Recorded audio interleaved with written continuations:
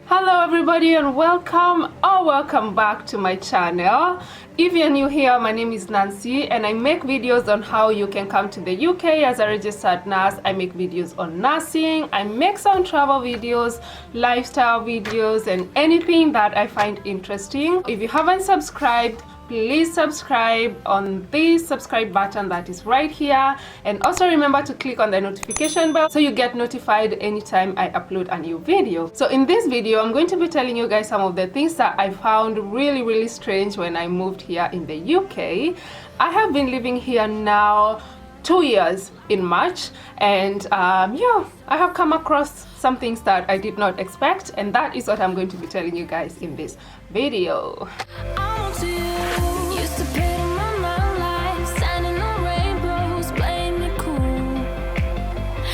So first of all, I come from Kenya, which is a British colony, and somehow we adapted some of the things that British people do. So some things that a lot of people find strange when they get here are not so strange to me, like driving on the left while the driver is on the right side, the power plug, and how some of the words are pronounced in English, etc. So I'll just be sharing what I personally found strange. And if you're watching this video and you're already in the UK, please share your culture shock experiences in the comment section below, and let's get started. The first one is the English accent. From watching a lot of movies, there's that English accent that's usually portrayed, and that's how I expected everybody to sound when I got here. But then when I got to the UK, I found out that there are a lot of accents from different parts of the UK. So there is a northern accent, there is an Irish accent, Scottish accent, and to be honest with you guys, some of the accents I do not understand what people say, and sometimes I have to go like, what? Sorry? Pardon? The accent was kind of a shock to me because I expected everybody to sound kind of the same from what we used to hearing from the movies, but that is not the case. And I think it's cool. I think it's boring if everybody sounds the same. So it was a shock to me, but a good one. Another thing was the contactless payment. So when I opened a bank account and they gave me a bank card, they said that if I go shopping or I go to pay for something, then I can just tap my card at the counter and money will be transferred from my account to whoever I'm buying from. And I use it. I think it's very convenient. So I do shopping and I just tap on the tube. I don't even have an Oyster card, so in London Tube I just use my contactless payment on the buses, and it's amazing. But my concern was, what if somebody steals my card? Then they can just go on a shopping spree and use up all the money I have in my account, which is not much, but I'll be left with nothing. But the best thing is there's a £30 limit. So if I'm shopping and I buy something that adds up to maybe £31 or even £30 and a few pence, I have to insert my card and then put in my PIN, so I'll be able to make the purchase. So a good thing again. Another thing that still continues to shock me, there is no snow. I mean, I've been here for 2 winters now and I have not seen any snow, to be honest with you guys. And I ask people and they say, oh, we used to have snow, or if you go up in the north of England, you're going to find snow. But I ask people who live there and still nothing. What's happening? I have seen movies where I have seen a lot of snow, but for some reason there is none. I did see some kind of snow last year. I think it was around January or February, but it wasn't really snow because we saw it in the morning when we woke up, and then by lunchtime, by around midday, it was all gone. And that was just 2 days. I didn't even take a photo because I was expecting a lot more snow to come.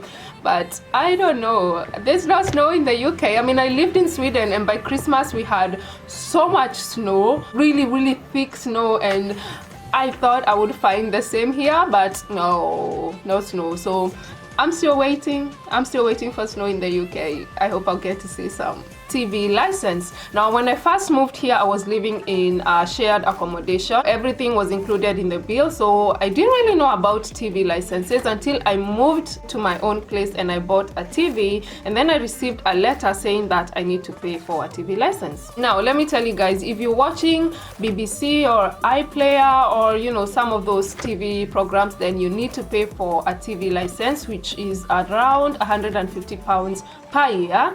Not so bad. But if you're like me and you watch YouTube, Netflix, or you have Prime Video, then you do not need to pay for a TV license. So I currently do not pay for one because I actually don't need it. I find that it's convenient for me to watch whatever programs or movies I want on Amazon or on Netflix, and I am completely satisfied with that. But if you're expecting to watch the normal TV channels, then be prepared to pay £150 every year, which is actually not expensive. Another thing was for me to see really old buildings built hundreds of years ago, and they are still standing. I am fascinated and amazed at how smart those people in the olden days were to have built really strong buildings that are standing even today. Another culture shock I had, and this one is negative, not like the others, is how long it takes for you to actually get a doctor's appointment. I work in healthcare, and it's actually annoying for me because where I come from, you feel sick, you go to the hospital, you just show up, you might queue and you will pay for it, but you will get to see the doctor, you will get your tests done. If you need x-rays or things like that, you will have them done, and you will go home with your treatment knowing what the problem is. If you needed blood tests, they would be done, and maybe after 2 or 3 hours you get your results, go back to the doctor. If you need medication, they will prescribe that. But in this country, I don't know, I knew I was coming to a first world country, and I expected healthcare to work, even better than they do back home. But here, if I feel sick, if it's not really like an emergency to a point where I need to go to A&E, then I have to call the doctor's surgery, and I have to tell the secretary that I'm feeling sick and I would like to see the doctor. Then they will tell you, oh yeah, our next appointment is in 3 weeks. What do I do for the next 3 weeks? I am supposed to go to work, I'm feeling bad, and then they will tell you, oh, okay, the doctor will give you a call back. And then when the doctor gives you a call back, sometimes, like when I was sick, they told me to take paracetamol and rest. I don't know. It was a shock for me because I did not expect that. I expected things to run smoother than they do back home, but yeah. Another thing that shocked me was going to church and finding out that I am among the very few young people attending church on that day. And this happened a couple of times. I am a Christian and I am an Anglican, or I attend the Anglican church back home. So I one day decided to go to the church here, and to be honest with you guys, there were like elderly people above 50, 60 years old attending the church. And I think there was another guy who was about my age, and no one else in their 20s. There were young girls or young kids maybe who had come with their grandparents, but I did not expect that because I knew that missionaries came to Africa and they introduced Christianity, so I would expect that the churches here are more packed with young people and lots of different age groups. But no, that's not the case, guys. No, it's not. So there's another culture of thanking the driver whenever you're getting out of a bus. I think that's nice, and I have actually started doing it myself. So you get in, you pay, and then when you're getting out, you just say thank you, which is cool. I am saying it now, and I was laughing the other day when I got into one of these buses in London. So it's a long bus, and there's an entrance and there's also an exit at the back. So I was sitting near the exit, and some of the girls just got out and said thank you, but the driver is way at the front. But somehow they're just so used to saying thank you that it's a thing now that when you just come out of the bus, it just comes automatically and you're like thank you, even if the driver is way up front. But that's a good thing.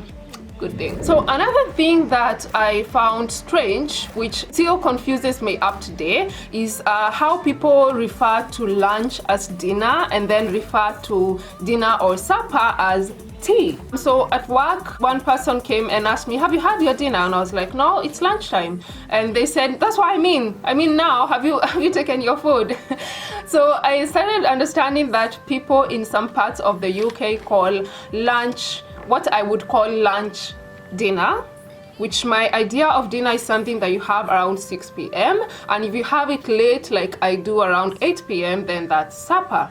But some people call lunch dinner and then they call dinner tea, and to me tea is a beverage. But yeah, it's the UK and people are different, and I am enjoying understanding all these different kinds of, differences between people from different backgrounds. And I honestly think it's cool because, like I said before, if we were all the same and all talking the same, all behaving the same and all looking the same, it would be so boring. So yeah, that's all, or those are the few things that I wanted to share with you guys. If you're living in the UK or wherever you're living in the world, feel free to share some of the culture shocks around the world because I would be very interested in knowing them. So thank you so much for watching, and I will see you on my next video. Bye!